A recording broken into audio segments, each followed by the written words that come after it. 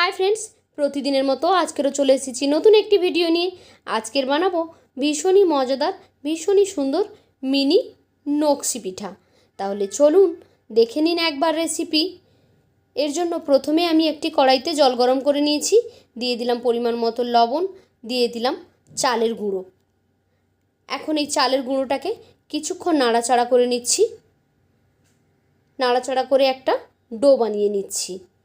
ঢেকে দিলাম 5 মিনিটের জন্য। 5 মিনিট পরে এটাকে তুলে আমি এভাবে হাত দিয়ে ময়ান দিয়ে নিচ্ছি। একটা সুন্দর সফট ডো তৈরি করে নিতে হবে। যতটা ময়ান দেবেন এই পিঠাটা তত বেশি সুন্দর হবে। এখন এটা রেডি হয়ে গেছে। একটা সাইডে রেখে আমি এখন শিরাটা তৈরি করে নিচ্ছি। প্রথমে এখানে গুড় আর জল দিয়ে কড়াইতে বসিয়ে দিয়েছি।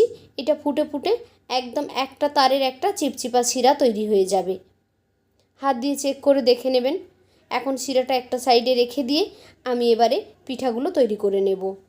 প্রথমেই যে ডোটা তৈরি করে রেখেছিলাম সেখান থেকে অল্প একটু ডো নিয়ে এভাবে হাত দিয়ে চ্যাপটা করে দিয়েছি। আমি নিচে কলা পাতা ব্যবহার করেছি, তাহলে পিঠাটা ইজিলি উঠে যাবে। তারপর এভাবে একটা টুথপিক দিয়ে সুন্দর করে ঘুরিয়ে ঘুরিয়ে আমি ডিজাইনটা তৈরি করে নিচ্ছি। ডিজাইনটা আপনারা দেখেই বুঝে নিন, এগুলো কিন্তু বলে বোঝানো যায় না, এগুলো জাস্ট দেখে বুঝে নিতে হয়। খুবই সহজ, খুবই সিম্পলভাবে ডিজাইনটা দেখিয়েছি। আপনারা দেখেই বুঝতে পাচ্ছেন কিভাবে আমি পিঠাটা তৈরি করেছি। আমি আরও একটা দেখিয়ে দিচ্ছি। একটা বোতলের ক্যাপ দিয়ে প্রথমেই মাঝখানটা গোল করে নিয়েছি, তারপর আবারও এভাবে টুথপিক দিয়ে সুন্দর করে ঘুরিয়ে ঘুরিয়ে ডিজাইনটা তৈরি করে নিচ্ছি। আর দেখুন সাইডটা এভাবে একটা টিনের কাঁটা দিয়ে আমি ছোট ছোট করে কেটে নিচ্ছি। এই যে রেডি হয়ে গেল পিঠাটা। দেখুন সবগুলো একই রকমভাবে তৈরি করে নিয়েছি। এখন এগুলোকে ফ্রাই করে নেব। কড়াইতে আমি তেল দিয়ে দিয়েছি।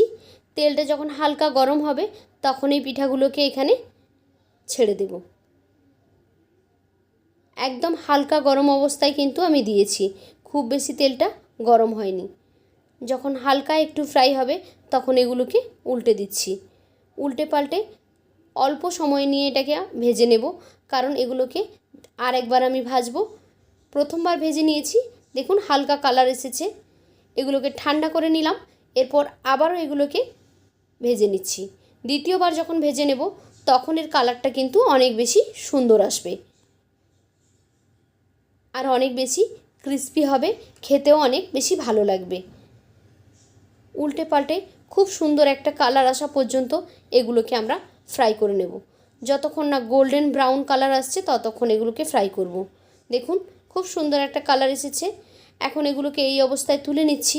এর মধ্যে যে কুকিং প্রসেসটা চলতে থাকবে তাতে করে এটা কিন্তু আরও একটা বেশি সুন্দর কালার হয়ে যাবে। এখন এগুলোকে তুলে নিয়ে আগেই যে আমরা শিরাটা তৈরি করে রেখেছিলাম সেই শিরাটা যদি ঠান্ডা হয়ে গিয়ে থাকে তাহলে একটু গরম করে নেবেন। তারপর পিঠাগুলো এর মধ্যে দিয়ে দেব। পিঠাগুলোকে এর মধ্যে ডিপ করে দেব। যতক্ষণ না খুব ভালোভাবে এটা রসটা শোক করে নিচ্ছে ততক্ষণ এর মধ্যে ডুবিয়ে রাখবো। তারপর এগুলোকে উঠিয়ে নেব।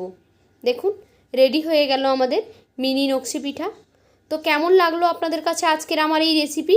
যদি ভালো লেগে থাকে তাহলে লাইক, কমেন্ট অ্যান্ড শেয়ার করবেন। আর এই রকমই নিত্য নতুন রেসিপি পেতে আমার চ্যানেলটিকে সাবস্ক্রাইব করে বেল আইকনে ক্লিক করে নোটিফিকেশান অন করে দেবেন।